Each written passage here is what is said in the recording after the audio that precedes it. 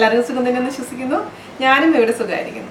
അപ്പോൾ ഇന്ന് നമ്മൾ ചെയ്യാൻ പോകുന്നത് ഒരു ഓണിയൻ പക്കോടയുടെ റെസിപ്പിയാണ്. നമ്മൾ ഉള്ളിവട അല്ലെങ്കിൽ ഉള്ളി ബജി എന്നൊക്കെ പറയുന്ന എല്ലാം സെയിം തന്നെ ഉണ്ടാക്കാൻ എളുപ്പമുള്ളൊരു സംഭവമാണ്.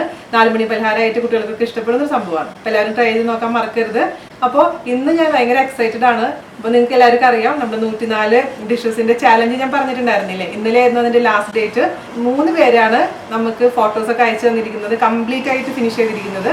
3 പേരെ ഞാൻ വിചാരിച്ചു 3 വീഡിയോസിലായിട്ട് ഇൻക്ലൂഡ് ചെയ്യാന്ന്. അപ്പോൾ ആദ്യമായിട്ട് ഞാൻ ഇൻക്ലൂഡ് ചെയ്യുന്നത് ലതികേനെയാണ്. ലതിക പത്മകുമാർ ഫ്രം മുംബൈ. പക്ഷെ ബേസിക്കലി ഒരു പാലക്കാടുകാരാണ്. അപ്പോൾ ലതികയാണ് എനിക്ക് ഒരു മാസം മുന്നേ തന്നെ എല്ലാ ഫോട്ടോസും അയച്ചു തന്നിട്ടുണ്ടായിരുന്നത്. അപ്പോൾ Latika, thank you so much. Continue the journey with curry world. അപ്പോൾ ഇതേപോലെ തന്നെ മുന്നോട്ട് പോവുക. നമ്മുടെ വീഡിയോന്റെ ലാസ്റ്റ് ലതിക അയച്ചു തന്നിരുന്ന വീഡിയോവും അതുപോലെ തന്നെ ഫോട്ടോസ് ഇൻക്ലൂഡ് ചെയ്തിട്ടുണ്ട്, കാണാൻ മറക്കരുത്. അപ്പോൾ ഒട്ടും താമസിക്കാണ്ട് നമുക്ക് എങ്ങനെയാണ് ഓണിയൻ പക്കോട ഉണ്ടാക്കാൻ നോക്കിയിട്ട് തരാം. ഓക്കെ, അപ്പോൾ നമുക്ക് ഉള്ളി ബജി ഉണ്ടാക്കാൻ തുടങ്ങാം. അതിന് വേണ്ടിയിട്ട് ഞാനിവിടെ 3 സവാളയാണ് എടുത്തിരിക്കുന്നത്. അപ്പോൾ ഞാനിവിടെ 3 സവാള തൊലി കളയാനാണ് ഇപ്പോൾ ആദ്യം നിങ്ങൾക്ക് കാണിക്കുന്നത്. എന്തിനാന്ന് വെച്ച് കഴിഞ്ഞാൽ പലരും എന്നോട് പറയുന്നൊരു കാര്യമാണ്, സവാള അല്ലെങ്കിൽ ചെറിയ ഉള്ളി ക്ലീൻ ചെയ്യുന്ന സമയത്ത് കണ്ണിൽ നിന്ന് വെള്ളം വരുന്നു. സ്വാഭാവികം മാത്രമാണ് മക്കളെ, എല്ലാവർക്കും അങ്ങനെയൊക്കെ തന്നെയാണ്. പക്ഷേ അതിൻ്റെ ഇൻറ്റൻസിറ്റി വേണമെങ്കിൽ നമുക്കൊന്ന് കുറയ്ക്കാം. അതിന് വേണ്ടിയിട്ട് ഞാൻ സാധാരണ എന്താ ചെയ്യാറുള്ളത്, സാധാരണ ഞാൻ എപ്പോഴും യൂഷ്വലായിട്ട് തന്നെ ചെയ്യാറുള്ളത്. പക്ഷേ ഒരുപാടൊക്കെ ഉണ്ടാവില്ല, വല്ല ബിരിയാണിയൊക്കെ ഉണ്ടാക്കുന്ന സമയത്ത് നമുക്ക് ഒരുപാട് സവാള യൂസ് ചെയ്യേണ്ടതായിട്ട് വരും. ആ സമയത്തൊക്കെ ഞാൻ എന്താ ചെയ്യാന്ന് വെച്ച് കഴിഞ്ഞാൽ ഇതുപോലെ സവാള എടുത്തിട്ട് ഫ്രീസറിൽ വെക്കും. ഒരു 15 മിനിറ്റ്, 15 മുതൽ 20 മിനിറ്റ് വരെ ഫ്രീസറിൽ തൊലിയോട് കൂടി വെക്കണം കേട്ടോ. വെച്ച് കഴിഞ്ഞാൽ നമുക്ക് എടുത്തതിന് ശേഷം തൊലി കളഞ്ഞിട്ട് കഴുകിയതിന് ശേഷം മുറിച്ചെടുക്കണമെങ്കിൽ സാധാരണ രീതിയിൽ വരുന്ന അത്ര കണ്ണിൽ നിന്ന് വെള്ളം വരില്ല. ഞാൻ എപ്പോഴും പരീക്ഷിച്ചിട്ടുള്ളൊരു കാര്യമാണ്. ഇതിൻ്റെ തൊലി കളയട്ടെ, അതിനുശേഷം നമുക്ക് കഴുകിയതിന് ശേഷം നന്നായി അങ്ങ് മുറിച്ചെടുക്കാം. അപ്പോൾ നമുക്ക് സവാള ഇനി ഇതേ കഴുകി കൊണ്ടുവന്നിട്ടുണ്ട്. ഇത് നമുക്ക് വളരെ നൈസായിട്ട് അങ്ങ് മുറിച്ചെടുക്കണം. അപ്പോൾ നിങ്ങളത് 15 മിനിറ്റ് കൂടുതൽ വെച്ച് കഴിഞ്ഞാൽ ഇതിൽ ഐസ് ക്രിസ്റ്റൽസ് ഫോം ചെയ്യാൻ തുടങ്ങും. അപ്പോൾ പിന്നെ ഒരുപാട് അങ്ങ് വെള്ളം വരാൻ തുടങ്ങും. അപ്പോൾ അത്രയൊന്നും വേണ്ട. ഇനി നമുക്ക് വളരെ നൈസായിട്ട് ഇതങ്ങ് കട്ട് ചെയ്തെടുക്കാം. അപ്പോൾ കട്ട് ചെയ്യാനും എളുപ്പമായിരിക്കും. അതുപോലെ തന്നെ കണ്ണിൽ നിന്ന് വരുന്ന കണ്ണീരിൻ്റെ അളവ് നമുക്ക് കുറയ്ക്കാനും പറ്റും ഇങ്ങനെ ചെയ്തിട്ടുണ്ടെങ്കിൽ, ഫ്രീസറിൽ വെക്കുന്ന ഒരു ടെക്നിക്ക് ചെയ്യുകയാണെങ്കിൽ. ഓക്കെ, അപ്പോൾ ഇത് കംപ്ലീറ്റ് ഇതേപോലെ വളരെ നൈസായിട്ട് അരിയാൻ ശ്രമിക്കും കേട്ടോ. അതാണ് കുറച്ചും കൂടെ നല്ലത്. സവാള അരിയുമ്പോൾ എനിക്ക് ഓർമ്മ വരുന്ന പണ്ട് അമ്മമ്മ പറഞ്ഞിട്ടുള്ളൊരു കാര്യമാണ്. കാരണം സവാള അല്ലെങ്കിൽ ചെറിയ ഉള്ളിയൊക്കെ നന്നാക്കുന്ന സമയത്ത് നമ്മൾ ഒരുപാട് അങ്ങ് കരയില്ലേ. അപ്പോൾ ഒരുപാട് കരഞ്ഞിട്ടുണ്ടെങ്കിൽ അമ്മമ്മ പറയും, ഭാവിയിൽ അധികം കരയേണ്ടി വരില്ല, അമ്മായിമ്മ നല്ല അമ്മായിമ്മനെ കിട്ടുന്നു. ദിവസം അയച്ചിട്ട് എനിക്ക് നല്ല അമ്മായിമ്മനെ കിട്ടി. ഇപ്പോൾ ഈ ട്രിക്ക് ചെയ്യുന്ന കാരണം എൻ്റെ കണ്ണിൽ നിന്ന് അധികം വെള്ളമൊന്നും വരുന്നില്ല സവാള അരിയുമ്പോഴൊക്കെ. നിങ്ങളിതൊന്ന് ട്രൈ ചെയ്ത് നോക്കുക. ഒരുപാട് പേര് ട്രൈ ചെയ്തിട്ടുണ്ട്, ഐഡിയ ആയിരിക്കണം. ചെയ്യാത്തവർ ട്രൈ ചെയ്ത് നോക്കാൻ മറക്കരുത് കേട്ടോ. അരിഞ്ഞിട്ടിട്ടുണ്ട്. ഇനി നമുക്ക് വേണ്ടത് പച്ചമുളകാണ്. 2 പച്ചമുളക് ഞാനിവിടെ എടുക്കുന്നുണ്ട്. അധികം എരിവില്ലാത്ത പച്ചമുളകാണ്, അതുകൊണ്ട് 2 എടുത്തിട്ടുണ്ട്. പിന്നെ വലിയ ആൾക്കാർക്കൊക്കെ പച്ചമുളക് ഉപയോഗിക്കാം, പക്ഷേ കുട്ടികൾക്കാണെങ്കിൽ മുളക് പൊടി മാത്രം ഇട്ടാൽ മതി. മുളക് പൊടിയുടെയും പച്ചമുളകിൻ്റെ ഒക്കെ ക്വാണ്ടിറ്റി നിങ്ങളുടെ കയ്യിലുള്ള പച്ചമുളകിൻ്റെ അതുപോലെ തന്നെ നിങ്ങൾക്ക് എത്ര എരിവ് വേണം എന്നതനുസരിച്ച് മാറ്റം വരുത്തണം കേട്ടോ. പച്ചമുളക് നമുക്ക് ഇതിലോട്ട് ഇട്ട് കൊടുക്കാം. നൈസായിട്ട് അരിയണം കേട്ടോ. പിന്നെ വേണ്ടത്, ഇതൊക്കെ ഞാൻ കഴുകി വെച്ചിരിക്കുന്നതാണേ. അപ്പോൾ ഇത് കറിവേപ്പില 2 തണ്ട്, അത് ഇതേപോലെ തന്നെ വളരെ നൈസാക്കി അങ്ങ് കട്ട് ചെയ്തങ്ങ് ചേർത്ത് കൊടുക്കാം. അപ്പോൾ മല്ലിയില ഇഷ്ടമുള്ള ആൾക്കാരാണെങ്കിൽ മല്ലിയില ചേർത്താലും മതി. നിങ്ങൾക്കറിയാലോ, എനിക്ക് കറിവേപ്പിലയോടാണ് കൂടുതൽ താല്പര്യം. അതുകൊണ്ട് ഞാൻ എൻ്റെ മിക്ക റെസിപ്പീസിലും കറിവേപ്പില തന്നെയാണ് ആഡ് ചെയ്യാറ്, നാടൻ റെസിപ്പീസിൽ കേട്ടോ. പിന്നെ ചിലതിൽ മല്ലിയില ഇടേണ്ട റെസിപ്പീസിൽ നമുക്ക് തീർച്ചയായിട്ടും ഇട്ടേ പറ്റൂ. അപ്പോൾ കറിവേപ്പിലയും ഇതിലേക്ക് ആഡ് ചെയ്ത് കൊടുക്കാം. പിന്നെ നമുക്കിതിൽ ആഡ് ചെയ്ത് കൊടുക്കേണ്ടത് ഒരു ചെറിയ കഷ്ണം ഇഞ്ചി ഞാൻ ചതച്ചതാണ്. വളരെ ചെറിയ കഷ്ണം മതി. ഇഞ്ചിയുടെ അളവ് കൂടി കഴിഞ്ഞാൽ നന്നായിട്ടുണ്ടാവില്ല. അപ്പോൾ വളരെ ചെറിയ കഷ്ണം ഇഞ്ചി ചതച്ചത്, അരിഞ്ഞിടണ്ട, ചതച്ചിട്ടാൽ മതി, അല്ലെങ്കിൽ ഒന്ന് പേസ്റ്റ് ആക്കി ഇട്ടാലും മതി. പിന്നെ നമുക്ക് ഇതിലേക്ക് ചേർത്ത് കൊടുക്കേണ്ടത് ഉപ്പ്. ആവശ്യത്തിന്, ഒരുപാട് ഉപ്പിടാതെ ശ്രദ്ധിക്കുക. ബജ്ജിയിലൊക്കെ ഉപ്പ് സൂക്ഷിച്ചിടണം, അല്ലാന്ന് വെച്ചാൽ പെട്ടെന്ന് കൂടും. ബജ്ജിയിൽ ഉപ്പ് കൂടി കഴിഞ്ഞാൽ ഒന്നും ചെയ്യാൻ പറ്റില്ല. ഏത് കറിയിൽ ഉപ്പ് കൂടി കഴിഞ്ഞാൽ ഒന്നും ചെയ്യാൻ പറ്റില്ല, പ്രത്യേകിച്ച് ബജ്ജിയിലെ കാര്യത്തിലാണെങ്കിൽ പിന്നെ പറയേ വേണ്ട. അപ്പോൾ കുറച്ച് ഉപ്പിട്ടതിന് ശേഷം നന്നായി അങ്ങ് തിരുമ്മി പിടിപ്പിക്കാം. കാരണം സവാളയിൽ നിന്നും വെള്ളം നന്നായിട്ട് പുറത്തേക്ക് വരാൻ വേണ്ടിയിട്ടാണ് നമ്മളത് ഉപ്പിട്ടിട്ട് ഒന്ന് മിക്സ് ചെയ്ത് വെക്കുന്നത്. 5-10 മിനിറ്റ് എടുത്ത് മാറ്റി വെക്കാം. ആ സമയം കൊണ്ട് ഈ സവാളയും ഉപ്പും കൂടെ മിക്സ് ആകുമ്പോൾ സവാളയിലത്തെ വെള്ളം മുഴുവനും പുറത്തോട്ട് വരും. അപ്പോൾ പിന്നെ നമുക്ക് എക്സ്ട്രാ വെള്ളം ആഡ് ചെയ്യേണ്ട ഒരു ആവശ്യമില്ല. അഥവാ വെള്ളം കുറവ് തോന്നുന്നുണ്ടെങ്കിൽ മാത്രം കുറച്ച് സ്പ്രിങ്കിൾ ചെയ്ത് കൊടുത്താൽ മതി. പക്ഷേ സാധാരണ രീതിയിൽ നമ്മൾ ഈ സവാളയിലത്തെ വെള്ളം കൊണ്ട് തന്നെ നമുക്ക് ബജ്ജി ഉണ്ടാക്കിയെടുക്കാൻ പറ്റും. അപ്പോൾ ഇനി നമുക്ക് ഇതിലോട്ട് ആഡ് ചെയ്ത് കൊടുക്കേണ്ടത് പൊടികളാണ്. ഉപ്പൊക്കെ മിക്സ് ആയിട്ടുണ്ടല്ലോ നന്നായിട്ട്. മുളക് പൊടി ആഡ് ചെയ്ത് കൊടുക്കുക. ഞാനിപ്പോൾ 1/2 ടീസ്പൂൺ മുളക് പൊടിയാണ് ആഡ് ചെയ്ത് കൊടുക്കുന്നത്. ഇപ്പോൾ അധികം എരിവ് വേണ്ട എന്നുണ്ടെങ്കിൽ കാശ്മീരി മുളക് പൊടി ആഡ് ചെയ്ത് കൊടുത്താലും മതി. ഇപ്പോൾ ഞാൻ നോർമൽ മുളക് പൊടിയാണ് ആഡ് ചെയ്ത് കൊടുത്തിരിക്കുന്നത്, 1/2 ടീസ്പൂൺ. പിന്നെ നമുക്ക് ചേർത്ത് കൊടുക്കേണ്ടത് കായത്തിൻ്റെ പൊടി. കായത്തിൻ്റെ പൊടി ഈ ബജ്ജികളൊക്കെ ചേർക്കുമ്പോൾ ഒരു പ്രത്യേക ഒരു മണം വരും ബജ്ജിക്കൊക്കെ. അപ്പോൾ ഒരു 1/4 ടീസ്പൂണോളം കായത്തിന്റെ പൊടി ചേർത്ത് കൊടുക്കുക. പിന്നെ ഈ തമിഴ്നാട് നമ്മൾ റെസ്റ്റോറൻറ്റിലൊക്കെ പോവുകയാണെങ്കിൽ, ഞാൻ വെജിറ്റേറിയൻ റെസ്റ്റോറൻറ്റിലൊക്കെ പോകുമ്പോൾ അവർ താലിയുടെ കൂടെ ഇതേപോലെ പക്കോടാസ് നമുക്ക് തരാറുണ്ട്. അങ്ങനെ അത് ഞാൻ ടേസ്റ്റ് ചെയ്ത് നോക്കുമ്പോൾ എനിക്ക് അതിൽ കുറച്ച് പെരുംജീരകത്തിന്റെ ടേസ്റ്റ് ഫീൽ ചെയ്യാറുണ്ട്. ഒരുപാടല്ല, അത് പെരുംജീരകം ഒരു മൊത്തത്തിലാണ് ഇടാറ്. പക്ഷെ എനിക്ക് മൊത്തത്തിൽ പെരുംജീരകം ഇടുന്നതിനോട് താല്പര്യമില്ല. അതുകൊണ്ട് ഞാൻ ഇതിലേക്ക് ഒരു 2 നുള്ളു പെരുംജീരകത്തിന്റെ പൊടിയാണ് ചേർക്കാൻ പോകുന്നത്. അത് തികച്ചും ഓപ്ഷനിലാണ്.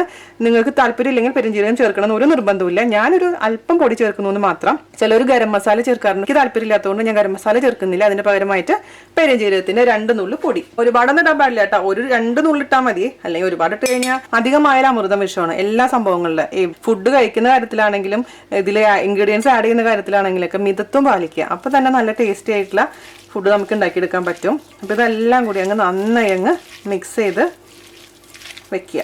ഒരു 10 മിനിറ്റ് നമുക്കിത് മാറ്റി വയ്ക്കാം. നമുക്കൊരു ബൗളിലോട്ട് 1 ടേബിൾ സ്പൂൺ അരിപ്പൊടി ഇട്ട് കൊടുക്കാം. ഇതിപ്പോൾ ഞാൻ അപ്പത്തിൻ്റെ പൊടിയാണ് ഇട്ടിരിക്കുന്നത്. അതിലേക്ക് നമുക്ക് കടലമാവ് ഇട്ട് കൊടുക്കാം. ഇപ്പോൾ തൽക്കാലം ഇപ്പോൾ ഇതിലേക്ക് നമുക്ക് 5 ടേബിൾ സ്പൂൺ ഇട്ട് കൊടുക്കാം. പിന്നെ നമുക്ക് മിക്സ് ചെയ്തിട്ട് വേണമെന്നുണ്ടെങ്കിൽ പിന്നെ എക്സ്ട്രാ ആഡ് ചെയ്ത് കൊടുത്താൽ മതി. ഒരുപാട് കടലമാവ് ഇട്ട് കഴിഞ്ഞാൽ ഒരു കനപ്പ് ഫീലിംഗ് വരും. അപ്പോൾ ഒരു കയ്പ്പ് രസം വരാതിരിക്കാൻ വേണ്ടി ഞാൻ അധികം കടലമാവ് ഇടുന്നില്ല. ഇപ്പം ഇത് ഈ അരിമാവും കടലമാവും കൂടി നന്നായി മിക്സ് ചെയ്ത് കൊടുക്കുക. അതിനുശേഷം നമ്മൾ ഇപ്പം ഞാനിപ്പോൾ ഒരു 3 എണ്ണല്ലേ എടുത്തിട്ടുള്ളൂ, ചെറിയ അളവ് എടുത്തിട്ടുള്ളൂ. അപ്പോൾ കൂടുതലുണ്ടെന്ന് വെച്ച് കഴിഞ്ഞാൽ ഇതിൽ ചേർക്കുന്ന പൊടികളുടെ അളവിൽ വ്യത്യാസം വരും. ഇപ്പോൾ ചിലവർ ഭയങ്കര കട്ടിയിൽ വട പോലെ ഉണ്ടാക്കാറുണ്ട്. ഞാൻ പക്ഷെ വളരെ ലൈറ്റ് ആയിട്ടാണ് ഉണ്ടാക്കാറുള്ളത്. അപ്പോൾ എനിക്ക് ഒരുപാട് കടലമാവ് ഇഷ്ടമില്ല. കാരണം ആ ഉള്ളിയുടെ ഫ്ലേവറാണ് മുന്നോട്ട് നിൽക്കേണ്ടത് കടലമാവിനേക്കാളും. പിന്നെ കടലമാവ് കൂടുതലായി കഴിഞ്ഞാൽ എന്താ കുഴപ്പമെന്ന് വെച്ച് കഴിഞ്ഞാൽ വേവാനും കുറച്ച് ബുദ്ധിമുട്ടായിരിക്കും. ഉള്ളിൽ വെന്തിട്ടുണ്ടാവില്ല, ഉള്ളിൽ ഇങ്ങനെ വേവാണ്ട് കിടക്കും നമ്മൾ എത്ര നേരം വിട്ടാലും. അപ്പോൾ എപ്പോഴും തിന്നായിട്ട് ബജ്ജി ഉണ്ടാക്കുന്നതാണ് കുറച്ചുകൂടി നല്ലത് എൻ്റെ ഒപ്പീനിയനിൽ. ഇതിൽ നിന്ന് നോക്കുമ്പോൾ വെള്ളം ഇങ്ങനെ വരുന്നുണ്ടാവും. ഈ സവാളയിൽ നിന്ന് വെള്ളം നന്നായി അങ്ങ് ഒലിച്ച് വരാൻ തുടങ്ങിയിട്ടുണ്ട്. അപ്പം ഞാനിതിലൊരു ടിപ്പ് ചെയ്യാന്ന് വെച്ചാൽ 1 നുള്ളു പഞ്ചസാര ഞാൻ ചേർത്ത് കൊടുക്കും. അപ്പോൾ അതൊരു പ്രത്യേക ടേസ്റ്റും കിട്ടും, ഒരു ക്രിസ്പിനെസ്സും കിട്ടും നമ്മളുടെ വടക്ക്. ഒരുപാട് ഇടാൻ പാടില്ല, ഒരുപാട് ഇട്ട് കഴിഞ്ഞാൽ ബജ്ജിക്ക് മധുരം വരും. മധുരം വരാൻ പാടില്ല. അപ്പോൾ ഈ ക്രിസ്പിനെസ് നമുക്ക് കൂടും.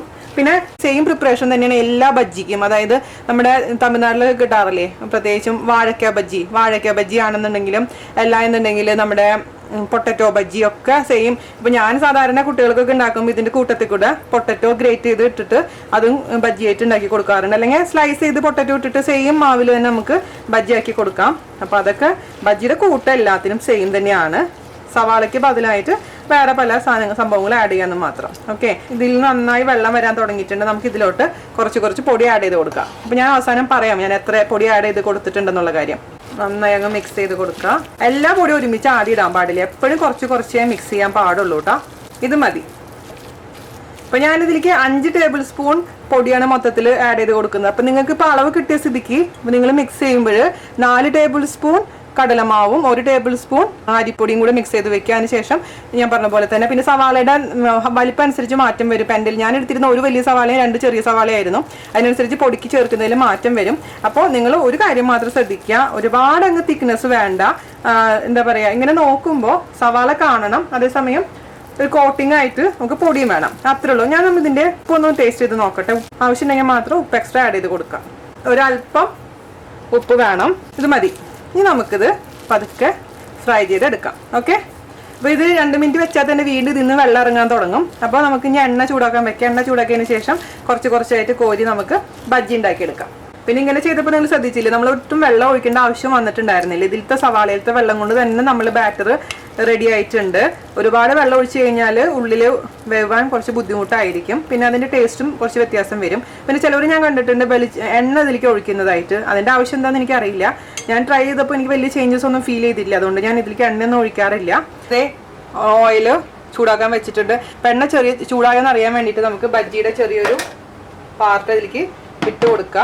ഒരുപാട് ചൂടിൽ നമ്മൾ ഇടാൻ പാടില്ല. ഇട്ട് കഴിഞ്ഞാൽ അപ്പം തന്നെ അതങ്ങ് കരിഞ്ഞു പോകും. പക്ഷെ ഉള്ളിൽ വേവില്ല. നമ്മൾ എണ്ണ ചൂടായിട്ടുണ്ട്. ഇനി നമുക്ക് കൈ ജസ്റ്റ് ഒന്ന് വെറ്റാക്കിയതിന് ശേഷം അതിലേക്ക് കുറച്ചായിട്ട് ചെറിയ പോർഷൻസ് ആയിട്ട് നമുക്ക് ഇട്ട് കൊടുക്കാം. ബജ്ജി ഒരുപാട്, അതായത് ഇങ്ങനെ പ്രസ് ചെയ്ത് ഇട്ട് കൊടുത്തോളൂ, അല്ലെങ്കിൽ ഉള്ളിൽ വേവില്ല. അങ്ങനെ നിങ്ങൾക്ക് വേണമെന്നുണ്ടെങ്കിൽ വട പോലെ ഷേപ്പ് ചെയ്ത് ഇടാം. പക്ഷേ എനിക്കിത് ഇങ്ങനെ ഇടാനാണ് ഇഷ്ടം. കൈ കൊണ്ട് ജസ്റ്റ് ഒന്ന് പ്രസ് ചെയ്ത് കൊടുക്കുക, പരത്തിയിട്ട് കണ്ട് ഇതിലേക്ക് ഇട്ട് കൊടുക്കുക. മീഡിയം തീ മെയിൻറ്റെയിൻ ചെയ്യാൻ ശ്രദ്ധിക്കുക. ഹൈ ഫ്ലെയിമിൽ വെച്ച് നമ്മൾ ഒരിക്കലും ഇതിലേക്ക് ഇടരുത്. എപ്പോഴും തിന്നായിട്ട് ഉണ്ടാക്കുമ്പോഴാണ് കൂടുതൽ ടേസ്റ്റിയും പെട്ടെന്ന് വേവുകയും ചെയ്യുക. നമുക്ക് ആദ്യം ഇട്ടതൊക്കെ ഒന്ന് തിരിച്ചിട്ട് കൊടുക്കുക. എല്ലാ ഭാഗത്തും 2 ഭാഗത്തും നല്ല ബ്രൗൺ കളർ ആവുന്ന വരെ ഇത് വേവിക്കുക. ആദ്യത്തത് കരിഞ്ഞു പോയി. ആദ്യത്തെ ഉള്ളി മാറ്റിക്കളയാം. ഭയങ്കര എളുപ്പമല്ല ഇത് ഉണ്ടാക്കാൻ ഉള്ളി ബജ്ജി. അപ്പോൾ നമുക്കൊരു ഗസ്റ്റൊക്കെ പെട്ടെന്ന് വരുന്നു എന്ന് അറിഞ്ഞിട്ടുണ്ടെങ്കിൽ സവാള നമ്മുടെ വീട്ടിൽ ഏത് സമയത്ത് ഉണ്ടാക്കും. പഴംപൊരി ഉണ്ടാക്കണമെങ്കിൽ അറ്റ്ലീസ്റ്റ് ചിലപ്പോൾ പഴം ഉണ്ടായിന്ന് വരില്ല. പക്ഷെ അതേസമയം ഉള്ളി ബജ്ജി ഉണ്ടാക്കണമെന്നുണ്ടെങ്കിൽ നമ്മുടെ വീട്ടിൽ എപ്പോഴും അവൈലബിൾ ആയിട്ടുള്ളൊരു സംഭവമാണ് ഈ സവാള അല്ലേ. അപ്പോൾ ഇത് നമ്മൾ കളറാവുന്ന വരെ മീഡിയം ഫ്ലെയിമിലിട്ടതിന് ശേഷം ഫ്രൈ ചെയ്തെടുക്കുക കേട്ടോ. എന്നിട്ട് അതിന് ശേഷം ഒരെണ്ണം എടുത്ത് ഓപ്പൺ ചെയ്ത് നോക്കുക ഉള്ളിൽ വെന്തിട്ടുണ്ടോ എന്നുള്ള കാര്യം ഒന്ന് കൺഫേം ചെയ്യുക. അപ്പോൾ കുറച്ച് ഏകദേശം ആവാറായിട്ടുണ്ട്, 3/4 ഭാഗം ആവാറായിട്ടുണ്ട്. അപ്പോൾ ജസ്റ്റ് ഒന്ന് തിരിച്ചിടുക ഈ ആവാത്ത സൈഡ്. അപ്പോൾ ഏകദേശം നമ്മുടെ ബജ്ജി റെഡി ആയിട്ടുണ്ട്. ആദ്യത്തെ ബാച്ച് ഇതൊരെണ്ണം എടുത്തിട്ട് ഞാൻ ഒന്ന് മുറിച്ച് നോക്കട്ടെ. ഞാനിതൊന്ന് മുറിച്ച് നോക്കിയിട്ടുണ്ട്. അപ്പോൾ അതിൻ്റെ അർത്ഥം എന്തേ, കടലമാവ് എല്ലാം നന്നായി വെന്തിട്ടുണ്ട്, സവാളയൊക്കെ അടിപൊളിയായിട്ടുണ്ട്, നല്ല ക്രിസ്പി ആയിട്ടുള്ള ബജ്ജി നമുക്ക് കിട്ടിയത്. അപ്പോൾ നമുക്ക് ബജ്ജി മൊത്തത്തിൽ അങ്ങ് കോരിയെടുക്കാം. അപ്പോൾ ആ ഒരു കാര്യം നിങ്ങൾ മറക്കാണ്ട് ശ്രദ്ധിക്കണം.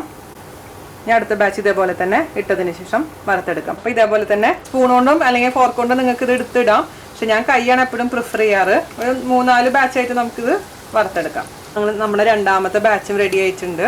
അത് നമുക്ക് കോരിയെടുക്കാം. അങ്ങനെ മൊത്തത്തിൽ ബാക്കിയുള്ളതും കൂടെ അങ്ങ് ചെയ്യാം. ഇത്രേ ഉള്ളൂ സംഭവം. നമ്മുടെ എല്ലാവർക്കും അറിയുന്ന സംഭവം തന്നെയാണ്, വലിയ വിശേഷപ്പെട്ട സംഭവങ്ങളൊന്നുമല്ല.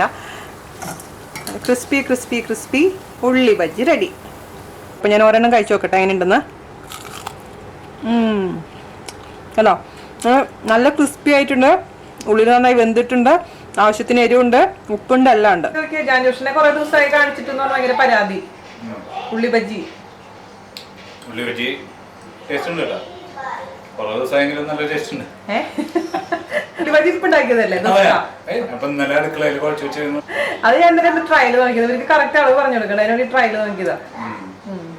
അടിപൊളിയല്ലേ? ചായയും ഉള്ളിവടയും നല്ല കോമ്പിനേഷനാ, മധുരയിടാത്ത ചായ. ഹായ് വീണ, ഹലോ, ഞാൻ ലത്തിക്ക. ഞാനിവിടെ കിച്ചണിൽ തന്നെ വീഡിയോ ഷൂട്ട് ചെയ്യണം. കാരണം ഞാൻ എന്നും വീണയെ ഇതുപോലെ ഇവിടെ ഫോൺ വെച്ചിട്ട് അതിൽ വീഡിയോ നോക്കിയിട്ടൊക്കെ കുക്കിംഗ് ചെയ്യാറുണ്ട്. അപ്പം ഞാൻ വിചാരിച്ചു വീഡിയോ ഷൂട്ടും കിച്ചണിൽ തന്നെ ആവാം. പിന്നെ ഞാൻ വീണയുടെ വലിയൊരു ഫാനാണ്. ഞാൻ വീണയുടെ മാക്സിമം എല്ലാ വീഡിയോയും കാണുകയും അതിനെ ലൈക്ക് ചെയ്യുകയും അതിൻ്റെ കമൻറ്റ് ചെയ്യുകയും ഒക്കെ ചെയ്യാറുണ്ട്. പിന്നെ ഷെയറും ചെയ്യാറുണ്ട്. കാരണം വീണ ചെയ്യുന്ന ഹാർഡ് വർക്കിനും സ്നേഹത്തിനും എനിക്ക് ചെയ്യാൻ പറ്റുന്നത് അത് മാത്രമേ ഉള്ളൂ. പിന്നെ 104 റെസിപ്പി ചാലഞ്ചിനെ കുറിച്ച് പറയുകയാണെങ്കിൽ അത് ഒരു ഓസം എക്സ്പീരിയൻസ്. അതിൽ എനിക്ക് ഒരുപാടുണ്ട് വിശേഷങ്ങൾ പറയാൻ ആക്ച്വലി. പക്ഷേ അതെല്ലാം ഇപ്പോൾ ഇവിടെ പറയാൻ ബുദ്ധിമുട്ടാണ്. എന്നാലും കുറേ നല്ല ഡിഷസ് എനിക്ക് ചെയ്യാൻ പറ്റി. പിന്നെ എനിക്ക് പറയാനുള്ളത് വീണയുടെ പ്രസൻറ്റേഷൻ രീതി, അത് സംതിങ് ഡിഫറെൻറ്റ്. അത് വേറെ എല്ലാ കുക്കിംഗ് വീഡിയോസിൽ നിന്നും വേറിട്ട് നിൽക്കുന്നുണ്ട്. അത് എപ്പോഴും അതുപോലെ തന്നെ ആയിരിക്കണം, അതുപോലെ തന്നെ പ്രതീക്ഷിക്കുന്നു. അതിനൊക്കെ ചില നെഗറ്റീവ് കമൻറ്റുകളൊക്കെ ഞാൻ ചിലതൊക്കെ വായിച്ചിട്ടുണ്ട് ഇടയ്ക്ക്. പക്ഷെ അതൊക്കെ കുശുമ്പുകൊണ്ട് പറയുന്നതായിരിക്കാം, അല്ലാതെ ശരിക്കും നല്ലൊരു എന്താ പറയുക അട്രാക്റ്റീവ് ആൻഡ് ഇഷ്ടപ്പെടുന്ന ഒരു രീതിയാണ് വീണയുടെ പ്രസൻറ്റേഷനും ആ കുക്കിംഗ് സ്റ്റൈലും. പിന്നെ ആ ടിപ്സ് തരുന്നതും ഓരോ ഇതും സംതിങ് ഡിഫറെൻറ്റ്. സോ വീണ അതേപോലെ തന്നെ എന്നും ചെയ്യണം, ഇതുപോലെ തന്നെ എന്നും ഹമ്പിളായിട്ട് ഇരിക്കണം. അതാണ് ഞങ്ങൾക്ക് ഇഷ്ടം. പിന്നെ ഞാൻ വെക്കേഷന് പോയി വന്നതിന് ശേഷം ഞാൻ വീണയുടെ വേറെ എല്ലാ ഡിഷസും ഞാൻ ട്രൈ ചെയ്യാമെന്ന് വിചാരിക്കുന്നുണ്ട്. ട്രൈ ചെയ്തിട്ട് എല്ലാത്തിൻ്റെയും കമൻറ്റും അതിൻ്റെ ഫീഡ്ബാക്ക് എല്ലാം ഞാൻ അയച്ചു തരുന്നതായിരിക്കും, ഫോട്ടോസും എല്ലാം. പിന്നെ എൻ്റെയും എൻ്റെ ഫാമിലിയുടെയും ബ്ലെസ്സിങ്സ്, ബെസ്റ്റ് വിഷസ് ഓൾവേസ് വീണയ്ക്കും വീണയുടെ ഫാമിലിക്കും ഞാൻ നേരുന്നു. വീണയുടെ സ്നേഹത്തിനും താങ്ക് യു, ലവ് യു. അടുത്ത റെസിപ്പി ആയിട്ട് വരുന്നവരെ നന്ദി, നമസ്കാരം, താങ്ക് യു.